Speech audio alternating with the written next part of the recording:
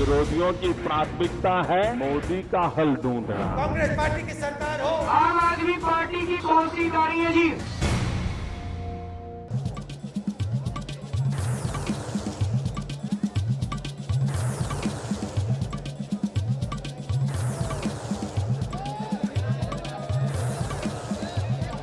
नमस्कार। कौन बनेगा प्रधानमंत्री आज जोरदार दस्तक दे रहा है बागपत लोकसभा सीट में। वो लोकसभा सीट जो पूर्व प्रधानमंत्री चौधरी चरण सिंह की कर्मस्थली है, वो लोकसभा सीट जहां 1977 से लेके अब तक राष्ट्रीय लोकदल का एक छत्र राज रहा है, 1 साल को छोड़ के। मगर बागपत विकास के रास्ते पर पिछड़ा हुआ है। जिम्मेदार कौन है? आज हम अपने राजनीतिक रहनुमाओं से इसका जवाब लेंगे। सबसे पहले मैं परिचय करा दूं अपने तमाम पैनलिस्ट से।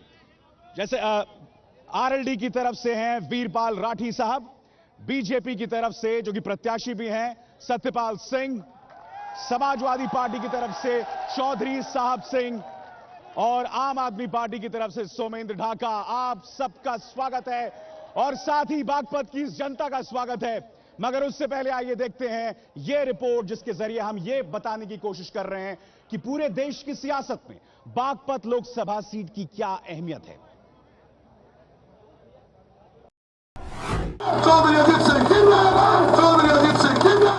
बाघों का इलाका माने जाने वाले बागपत में इस समय 2 सिंहों की जबरदस्त टक्कर देखने को मिल रही है। आमने सामने है आरएलडी के अध्यक्ष अजीत सिंह और मुंबई के पूर्व police commissioner Satyapal Singh. Police वाले जो यहाँ खड़े हैं, बुरा मत मानना। यहाँ का आदमी न्याय के लिए लड़ता है। पुलिस किसी का डंडा यहाँ पर चलने वाला। बागपत में वोट मांग रहे सत्यपाल सिंह महज 3 महीने पहले मुंबई के पुलिस कमिश्नर थे। अब वो मतदाताओं को बताने में जुटे हैं कि मुंबई तो उनकी कर्म भूमि थी, जन्मभूमि तो बागपत ही है। मैं ये कहना चाहता हूँ कि मैं यहाँ का रहने वाला हूँ। बासोली मेरा गाँव है, बागपत जिले में वो पड़ता है। यहाँ मैं पैदा हुआ, यहाँ मैं पढ़ा लिखा बड़ा हुआ, खेला कूदा। और जब मैंने जगह यहाँ से निकल करके यहाँ मैं जब मुंबई तक पहुँचा, एक गांव से निकल कर मुंबई का पुलिस कमिश्नर तक बना, तो सबसे बड़ी पहचान जब बागपत की पहचान बनी कि भाई यहाँ का एक रहने वाला लड़का यहाँ का पैदा हुआ जो है मुंबई का पुलिस कमिश्नर बना। अजीत सिंह और सत्यपाल सिंह की इस चुनावी टक्कर में बीएसपी, एसपी और आम आदमी पार्टी भी अपना दांव खेल रही है। बीते 25 सालों से, अगर 1 साल के अपवाद को छोड़ दें, तो बीते 25 सालों से यहाँ पर चौधरी अजीत सिंह का वर्चस्व रहा है और उसे आपको तोड़ना है। मैं ये कहना चाहता हूँ कि जो एक कहीं ना कहीं उनके पीछे कि ये जो हमारा जातिगत राजनीति यूपी में प्रभावी है वो उसका फैक्टर है। लेकिन इस बार मैं कहता हूँ जो कि एक परिवर्तन की लहर है, जो राष्ट्रीय राजनीतिक चेतना दिल्ली से पूरे भारत में फैली है। बागपत के चुनावी मुद्दों में विकास, भ्रष्टाचार, गन्ना किसानों की समस्या, सड़कों की दुर्दशा और बिजली जैसे मुद्दों के साथ साथ सबसे बड़ा मुद्दा है अजीत सिंह बनाम सत्यपाल सिंह की लड़ाई। चौधरी अजीत सिंह 7वीं बार यहां से सांसद चुने जाने के बाद अपना 25 साल का वर्चस्व कायम रख पाते हैं या फिर उनकी जगह पर कोई और बागपत से लोकसभा पहुंचेगा। इसका फैसला 10 अप्रैल को होगा जब बागपत की जनता वोट डालने के लिए निकलेगी। तो सवाल ये, जिस तरह से 1998 में वाजपेयी की लहर में राष्ट्रीय लोकदल को हार का सामना करना पड़ रहा था, क्या इस बार इतिहास दोहराया जा सकता है? तमाम खास मेहमान, सबसे पहले वीरपाल जी आपसे जानना चाहेंगे, 20 सेकंड में बताइए जनता आपको क्यों चुने और आपका वक्त शुरू होता है अब। देखिए, हमेशा राष्ट्रीय लोकदल ने किसानों, गरीबों की राजनीति की, इनके हित की लड़ाई लड़ी है और ईमानदारों का दल है ये दल। देखिए, दूसरे दल जो अन्य मेरे बराबर में खड़े हुए हैं, इनका कोई किस्सा यहाँ नहीं है। ये नाच सुनो, ये आपका वक्त खत्म हुआ है। अब सत्यपाल जी आपकी बात 20 सेकंड में आपसे जानेंगे जनता आपको क्यों चुने और आपका वक्त शुरू होता है अब। मैं क्षेत्र की जनता की आवाज़ बनूंगा, यहाँ पर भी बनूंगा, पार्लियामेंट में बनूंगा। मैं जवान हूँ, इसलिए जवानों की आवाज़ बनूंगा, यहाँ भी बनूंगा, पार्लियामेंट भी बनूंगा। मैं पढ़ा लिखा हूँ, इसलिए पढ़े लिखों की आवाज़ बनूंगा, यहाँ भी बनूंगा और राष्ट्र के उसमें बनूंगा। मैं राष्ट्रवादी हूँ, इसलिए राष्ट्र की आवाज़ बनूंगा। बहुत बहुत शुक्रिया, आपका वक्त खत्म हुआ। अब बारी समाजवादी पार्टी की। साहब सिंह जी, आपको जनता क्यों चुने और आपका वक्त शुरू होता है अब। हमें जनता इसलिए चुने कि उत्तर प्रदेश में समाजवादी पार्टी की सरकार है। हम इस इलाके का विकास और यहाँ के नौजवानों के भविष्य के लिए रोजगार का काम करना चाहते हैं, इसलिए हमें यहाँ की जनता चुने। हम यहाँ जो है विकास का काम करना चाहते हैं, विकास के काम शुरू किए, उन्हें पूरा करना चाहते हैं, इसलिए समाजवादी पार्टी वोट दें, समाजवादी पार्टी को यहाँ के लोग चुने। यही का वक्त खत्म हुआ और अब आम आदमी पार्टी के सोमेंद्र ढाका, आपसे जनता जानना चाहेगी कि आपको वोट क्यों दिया जाए और आपका वक्त शुरू होता है अब। देखिए, देश की समस्याओं के मूल में भ्रष्ट राजनीति है और हम जो साफ स्वच्छ राजनीति के लिए, व्यवस्था परिवर्तन के लिए और देश को भ्रष्टाचार मुक्त करने के लिए तथा देश को निजी और विदेशी कंपनियों के जाल से मुक्त करने के लिए एक प्रकार से शिक्षा, स्वास्थ्य, सड़क सुरक्षा, बिजली, पानी, इनकी बेहतर चीजों के बुनियादी आवश्यकताओं की पूर्ति के लिए हमें देश की जनता चुने। चलिए, बहुत बहुत शुक्रिया हमारे तमाम पैनलिस्ट का। तो बहस का आगाज करते हैं। वीरपाल राठी साहब, एक ऐसी जगह जो कि कर्मस्थली रही है पूर्व प्रधानमंत्री चौधरी चरण सिंह की, एक छत्र राज रहा है राष्ट्रीय लोकदल का, आप मुझे बताइए, क्या इस लोकसभा सीट की जनता को विकास का हक नहीं है? क्या आपने सड़कें देखी हैं जो बदतर हालत है यहाँ की? आप कैसे इस जनता के रहनुमा खुद को होने का दावा कर सकते हैं? देखिए, यहाँ कब्जा चौधरी अजीत सिंह जी का है और है, रहेगा, इसे कोई तोड़ नहीं सकता। ये मेरे सवाल का जवाब नहीं हुआ है। मैं आपसे बोल रहा हूं, दिल्ली यमुनोत्री मार्ग, मेरठ बारौट मार्ग, ये तमाम जगह बदतर हालत है सड़कों की। मैं आपसे विकास की बात कर रहा हूं, विकास का जवाब दीजिए। देखिए, विकास का मामला जहां तक है, उपसा कंपनी पे ये हाईवे है और इसकी दोषी है तो प्रदेश सरकार है।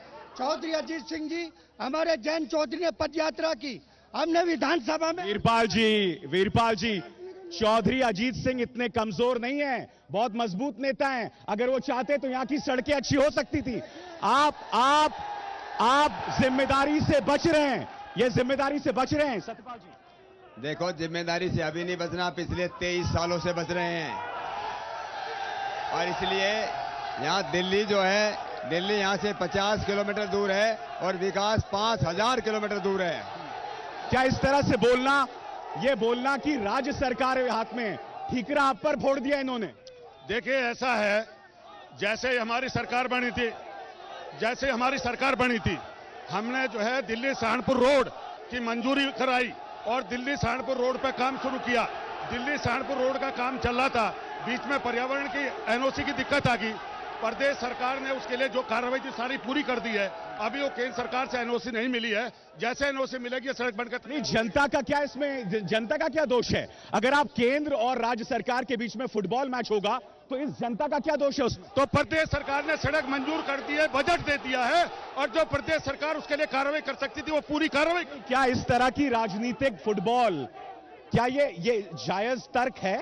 ये तर्क बिल्कुल गलत है और हम इसी राजनीति को बदलने आए हैं। इस बार ये क्षेत्र जातिवाद की राजनीति से ऊपर उठेगा और धनबल की राजनीति गले मर गिरा। अगर सोमेंद्र जी, कैसे उठेगा? क्योंकि बहुत मजबूत जड़ें, आप देख रहे हैं विकास कुछ नहीं हो रहा है, बावजूद इसके चौधरी साहब जीतते आए हैं पिछले कई साल। ये जड़ें दिल्ली में टूट चुके, यहाँ भी टूटेंगे। जो आप कह रहे हैं, जनता अब जागरूक हो चुकी है। ऐसा नहीं है किसी जनता को अनंत काल तक सोया नहीं जा सकता है, अब जनता जागेगी। 30 साल तक ये देश की जनता है, ये प्रदेश की जनता। मैं आपसे जानना चाहता हूं, किसान जो हैं, यहां 70% जमीन पर गन्ना उगता है, मगर गन्ना के किसानों की समस्या दिन ब दिन बढ़ती जा रही है, क्या उसे संबोधित किया गया? बिल्कुल संबोधित नहीं गए। यहाँ सबसे ज्यादा परेशान किसान है। अगर किसानों के गन्ने का भुगतान नहीं है, अगर गन्ने का किसान की बात जो है, ये 2,500 करोड़ की बात है। केवल इस देश के अंदर 1,70,000 करोड़ को गवर्नमेंट ने एनपीए घोषित किया है। तो क्या 2,500 करोड़ जो है 1 मिनट में गवर्नमेंट चाहती तो दे सकती है। वीरपाल जी, मुझे बताइए, इलाहाबाद हाईकोर्ट का आदेश था कि गन्ना किसानों से जो मिल मालिकों ने पैसे लिए हैं उनको लौटाया जाए। अब मैं एक कंपनी का यहां नाम लेना चाहता हूं, मलकपुर चीनी कंपनी, 80 करोड़ बकाया है, बरौट की कंपनी है वो, और उनको अब तक पैसा वापस नहीं मिला है। क्यों? देखिए, यह गवर्नमेंट प्रदेश में किसकी है? केंद्र सरकार ने 2600 करोड़ रुपए प्रदेश सरकार। साहब, मुझे माफ कीजिए, अगर केंद्र की सरकार आपकी नहीं है, राज्य सरकार नहीं है, तो फिर सांसद किस लिए चौधरी साहब? देखिए, हमेशा जितनी लड़ाई राष्ट्रीय लोकदल ने लड़ी है, किसी ने नहीं लड़ी। हमने सत्ता आपने ना सड़कों पर मेरे सवालों का जवाब दिया, ना गन्ना किसानों का। तो सवाल यह कि आपने विकास किया क्या है, इन्होंने विकास किया क्या है? सुनते कहाँ हो आप? सुनते ही नहीं। आप मेरे सवाल का जवाब ही नहीं दे रहे। आप तो इनका, आप सुनो भाई, आप तो इनके नीचे बिके हुए हो। अगर आप मेरी बात सुनोगे, भाई सुनो, मेरी अपील है, सुनो मेरी अपील है, तर्कों पे बहस होनी चाहिए। तर्क आप तर्क को जवाब तो दें। मैं पूछ रहा हूं सड़कें कहां हैं, आप उसका जवाब नहीं दे रहे हैं। गन्ना किसान रो रहा है, आप उसका जवाब नहीं दे रहे हैं। जितनी प्रदेश के अंदर, जितना इस जिले में PMGSY, त्वरित योजनाएं, PWD, जितने विभाग में, और पुल, छपरौली के अंदर पुल, जितना काम राष्ट्रीय लोकदल ने किया है और किसी दल ने नहीं किया। एक बात, मेरी एक बात और सुनो, जब हम सत्ता में थे पूरे पश्चिमी उत्तर प्रदेश में हमने विकास, मुझे सबूत नहीं दिखाई दे रहे हैं। यहाँ दावे किए जा रहे हैं मगर सबूत कहाँ है? देखिए, मैं ये कहता हूँ, इनका जो है लोकदल का जो सांसद है, न या क्षेत्र में दिखाई देता है न संसद में दिखाई देता। 23 साल के रिकॉर्ड में एक बार भी बागपत के विकास का प्रश्न नहीं उठा गया। क्या चौधरी अजीत सिंह गुमशुदा है जैसा कि ये दावा कर? देखिए, ऐसा है कि जो किसानों का सवाल है, किसानों के सवाल पे समाजवादी पार्टी की सरकार ने कोऑपरेटिव और निगम की जितनी चीजें मिलती उनका सारा भुगतान करा दिया है। ये मोदी मिल का जहां तक सवाल, कहां है मुझे बताइए, कहां है आप? मैं आपको बता रहा हूं, मैंने सिर्फ एक मिल की बात की है, मलकपुर मिल की बात की है। वहां 80 करोड़ बकाया किसान का, कहां मिला उसे पैसा? आप गलत बयानी कर रहे हैं। नहीं, ये सही बात है। आप गलत बयानी, मैं गलत बयानी नहीं कर रहा हूं। मोदी मिल ने अभी तक भुगतान नहीं किया है और उसके लिए प्रयास किए जा रहे हैं। उसकी RC जारी करी, जो भी कानूनी कार्रवाई हो सकती। आप ये प्रयास कर रहे हैं और जनता रो रही है, किसान मर रहा है। ये देखिए, ये सब यहाँ से राष्ट्रीय लोकदल के सांसद है, बसपा के विधायक है, सपा की सरकार है, सभी निजी कंपनियों से मिले हैं, मिल मालिकों से मिले, इसीलिए किसानों को पीड़न हो रहा है यहाँ पे। आप मिले हुए हैं मिल मालिकों? नहीं, मिल मालिकों से हम नहीं मिले हुए हैं। मिल हमने चलवाए, सख्ती करके मिल चलवाए। 40 रुपए का गन्ने का भाव बढ़ाया है। उसी व्यवस्था का हिस्सा आप भी हैं सत्यपाल जी, जिसमें मिल मालिकों से राजनीतिक दल मिले हुए। मैं इस बात को कहता हूं, आप बीजेपी रूल्ड स्टेट देखिए, जहां भी बीजेपी रूल्ड स्टेट है वहां के किसान खुश है। गुजरात का उदाहरण देखिए, आप छत्तीसगढ़ का उदाहरण देखिए, मध्य प्रदेश का उदाहरण देखिए। अगर किसानों सबसे ज्यादा खुश हैं तो बीजेपी रूल्ड। वीरपाल जी, आरोप यह है कि राजनीतिक दल, बड़े राजनीतिक दल मिल मालिकों से मिले हैं और यही वजह है किसानों की समस्या का समाधान नहीं हो रहा है। देखिए, यह सच्चाई है। मुलायम सिंह की सरकार मिल मालिकों से मिली हुई है, यह सच्चाई है। और जब भारतीय जनता पार्टी का राज था, 1 रुपया गन्ने पर नहीं बढ़ा था और पेमेंट नहीं मिला था। देखो, मैं इस बात को मैंने कहा है कि यहाँ इस क्षेत्र के कि आज किसानों का कोई नेता नहीं है, और जब किसानों का कोई नेता नहीं है, इसलिए उनकी जो पैदावार है उसकी ठीक से उसकी कोई कोर्स लगाई। सत्यपाल जी, चलिए, बात हो गई। मुझे बताइए, क्या वजह है कि जब इंसान सियासत में आता है उसके बोल बदल जाते हैं? जब आप पुलिस में थे, एक सुपर कॉप थे, एक वरिष्ठ पुलिस अधिकारी थे, तब आप क्या कह सकते थे कि खाप जो काम करता है सेम गोत्र मैरिज के लिए वो सही है, जो एक असंवैधानिक चीज है? अब आके आपने अपने तेवर बदल लिए हैं, तो ये तो मौका परस्ती है। मैं जब पुलिस कमिश्नर था तब भी मैंने यही बोला कि सगोत्र में विवाह गलत है, तब भी यही बोला, आज भी वही बोला हूं। मैं कभी बदलता नहीं हूं, तब भी यही बोला, आज भी यही बोला। चलिए, जनता से लेते हैं सवाल, जनता से हम सवाल लेंगे। और जी बोलिए। हाँ जी, मैं कांग्रेस और अपने सांसद ये पूछना चाहता हूं कि हमारे यहाँ आज तक सड़कें और रेल के साधन क्यों नहीं बनाए गए? जो भी जाते हैं दिल्ली, वो 2 घंटे में सफर होता है और वो भूस की तरह पब्लिक भर के जाती है। दिन में के जाओ, दोपहर में जाओ, कोई ट्रेन टाइम से नहीं आती। बहुत अहम बात मुझे बताइए, दिल्ली सहारनपुर लाइन कब तक दोहरीकरण क्यों नहीं हुआ? देखिए, दिल्ली और सहारनपुर दोहरीकरण के लिए चौधरी अजीत सिंह जी ने प्रस्ताव दे दिया और बुढ़ाना से बड़ौद का प्रस्ताव भिजवा। पाल जी, 1977 से राष्ट्रीय लोकदल है, अभी भी आप दोहरीकरण नहीं करा पाए, हद हो गई है साहब। देखिए, जितना इस बागपत का विकास है और किसी जिले का विकास नहीं है। यहाँ मुख्यमंत्री अजीत सिंह जी की। इन वादों के बीच जनता तो दोहरीकरण क्यों नहीं हुई अब तक दिल्ली सहारनपुर रहे? दोहरीकरण के लिए सरकार ने मंजूर कर दी थी, पैसा दे दिया था, काम शुरू हो गया था, पुल पुलिया सब बन गए हैं और पर्यावरण की पेड़ कटने की वजह से सेंट्रल गवर्नमेंट से एनओसी नहीं मिल पा। एक और बहाना। चलिए जनता से और जानते हैं हम लोग। जी आराम से। मैं पूछना चाहता हूं राष्ट्रीय लोकदल के नेताओं से, 5 साल के अंदर लोकसभा में गन्ना मुद्दा क्यों नहीं उठा? पर्सन साल के अंदर। मेरा सवाल सतपाल जी से है, मेरा सवाल कमिश्नर साहब से है, क्या इनको सनी देओल ही वोट दिलाएंगे और इनका अपना कोई वजूद नहीं रहा? चलिए और भी लोगों से जानते हैं हम लोग। जी सर बोलिए। केजरीवाल डिप्रेशन का मरीज है, केजरीवाल को जो है मुख्यमंत्री पद का जो है इस्तीफा दे करके जो है मोदी के सामने लड़ रहा है। तो केजरीवाल पहले तो ये बतावे कि मुख्यमंत्री रहते हुए वो अपना बहुत जनता का भला कर सका था। केजरीवाल को अपना आप को बीमारी ठीक करनी चाहिए। और भी लोगों से जानते हैं। जी आराम से। सर मेरा सवाल जो है सपा अध्यक्ष इनसे है, क्या इन्होंने युवाओं के रोजगार के लिए क्या किया? इनकी गवर्नमेंट ने आज तक कुछ नहीं किया। सर आज भी हम लोग टेट पास विद्यार्थी सपा सरकार की वजह से यहाँ पे अटके हुए हैं। हम लोग अपने टेट मेरिट में पास हो चुके हैं, लेकिन ये भर्तियां नहीं करना चाहते हैं। कभी हाई कोर्ट में, कभी सुप्रीम कोर्ट में अटके हुए हैं। कोई कितना भी प्रयास कर ले, राहुल गांधी प्रधानमंत्री बनेगा। चलिए और सवाल। जी बोलिए। आज तक इस क्षेत्र का जो विकास नहीं हुआ वो यहाँ के सांसद की निष्क्रियता से हुआ। लोगों में रोष है, मोदी में आशा है। विकास पुरुष मोदी को कहा जाता है और इस क्षेत्र का उद्धार। तो मोदी में आशा है ऐसा दावा किया जा रहा है। सर मैं पूछना चाहता हूँ जाट आरक्षण के बारे में, क्या वो बिना सर्वे कराए इन्होंने बोल दिया कि आरक्षण हो गया है, क्या वो सच में होगा या सिर्फ चुनावी मुद्दा? अहम मुद्दे हैं यहाँ पर। चलिए हम आपको ये भी बताएं, और भी लोगों से लूंगा। हम अपने दर्शकों को बता दें कि हम लोग आपके बीच गए थे बागपत की जनता में, और बागपत की जनता के सामने हमने मुद्दे रखे, बिजली, सड़क, महंगाई और करप्शन।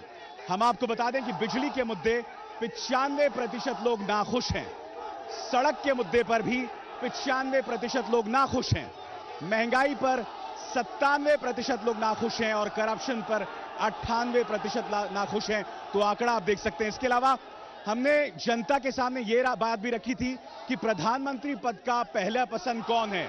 तो मैं आपको तमाम आंकड़े यहां देना चाहूंगा।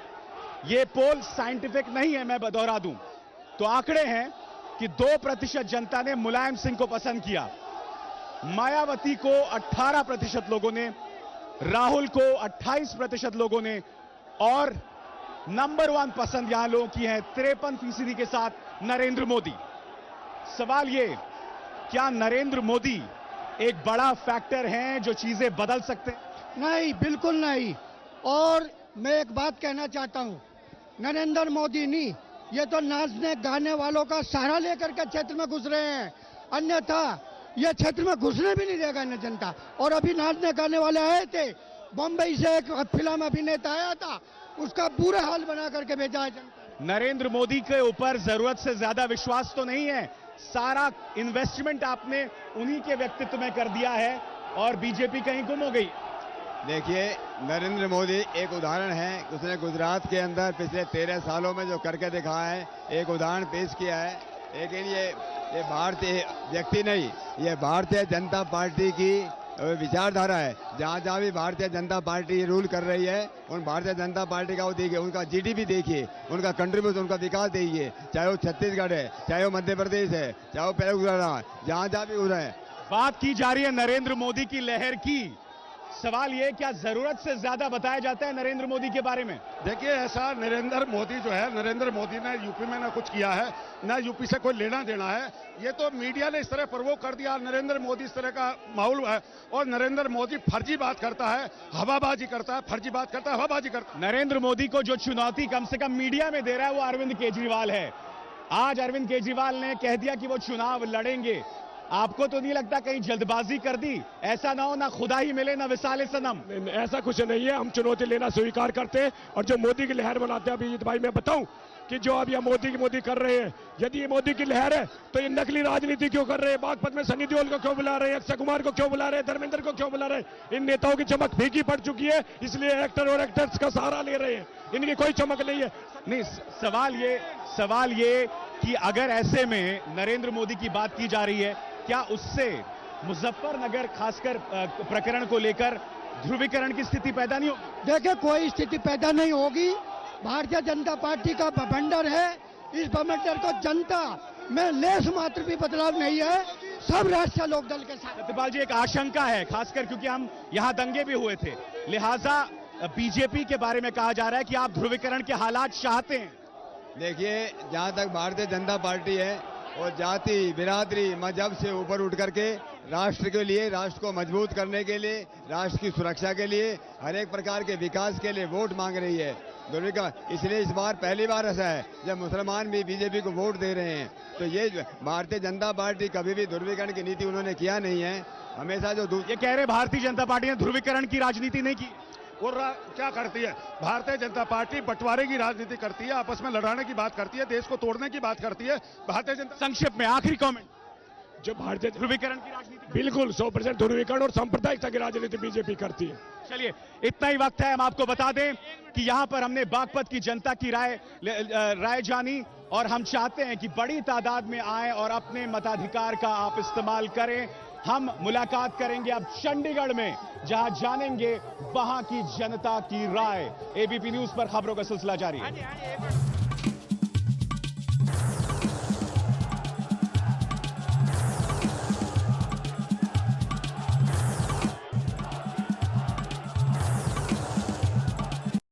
विरोधियों की प्राथमिकता है मोदी का हल ढूंढना। कांग्रेस पार्टी की सरकार हो, आम आदमी पार्टी की कौन सी गाड़ी है जी?